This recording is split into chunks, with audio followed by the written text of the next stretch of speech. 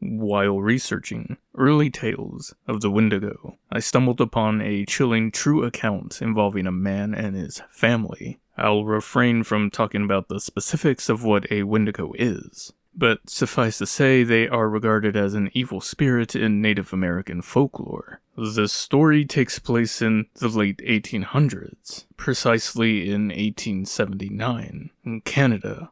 During the winter, Swift Runner's family fell victim to a Wendigo. Swift Runner, a Cree hunter and trapper hailing from the region north of Fort Edmonton. He was a well-liked individual, standing over 6 feet tall, and he was known for his mild demeanor. People around him felt like they could trust him, and he had a deep affection for his children, although events would later reveal an unsettling attachment to them. Despite his positive traits, suspicions arose when he returned from his winter camp in the spring of 1879 without his wife and family.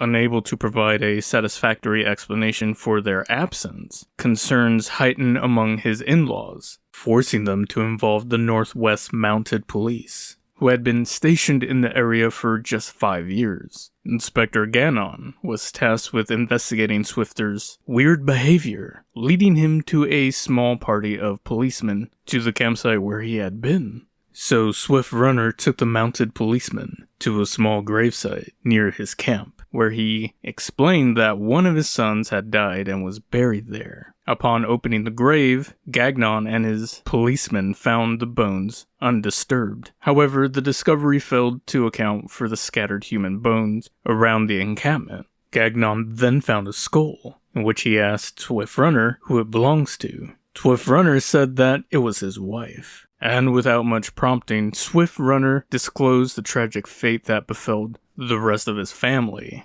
You see, he said, he was initially plagued by dreams. Vivid dreams. Confusing dreams. Swift Runner confessed to the influence of a Wendigo spirit, which compelled him to consume those around him. Gradually, the spirit took control of his mind, transforming him into a Wendigo, thus effectively making Swift Runner cease to exist as a human. Ultimately, the Wendigo killed and consumed Swift Runner's wife and his family, marking the tragic beginning of this horrific tale.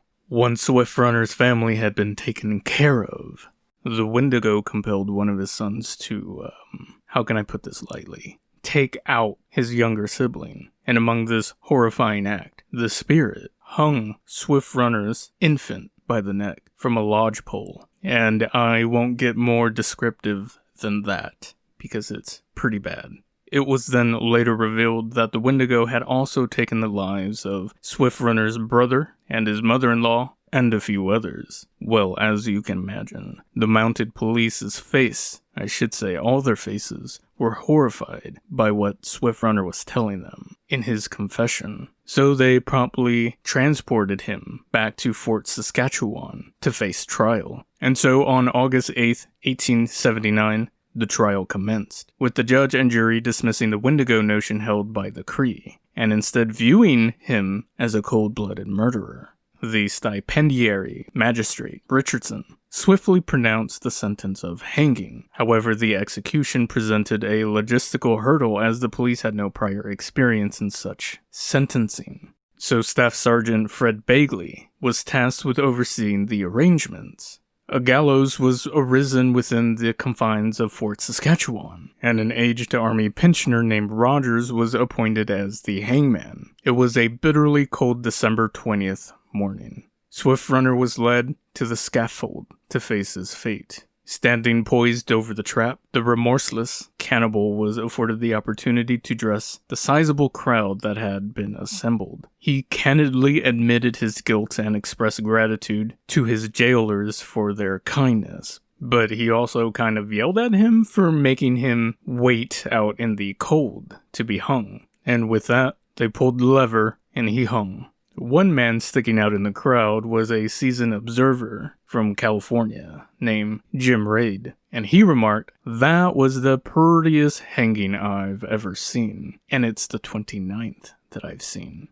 Yeah, this was without a doubt one of the weirdest and most disturbing stories I've come across about the Wendigo. But tell me what you think. down in the comments below. I would love to know your opinion. And with that, I want to thank you for watching The Night Tapes. If you can do me one favor, if you can please like and subscribe, that would mean the absolute world to me. I thank you for your kindness and your time, and I will catch you in the next video.